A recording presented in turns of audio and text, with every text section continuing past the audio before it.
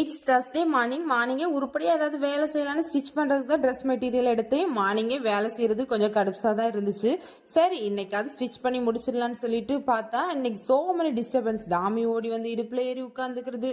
மார்னிங்கே பிரேக்ஃபாஸ்ட் பண்ண வேண்டி இருக்குது. காஃபி தோசை. இதில் நான் வேற இன்னைக்கு விடக்கூடாது, பயங்கரமாக டயட் பண்ணி இன்னையோட உடம்ப குறைச்சிருந்தா. எப்படியாவது உடம்ப குறைச்சிடும்னு சொல்லி சபதம்லாம் எடுத்தா கூட ஈவினிங்குள்ள யாராவது ஒரு ஆள் ஸ்நாக்ஸ் சாப்பிட்றத பார்த்தா நம்மளுக்கும் டெம்ட் ஆகிருது.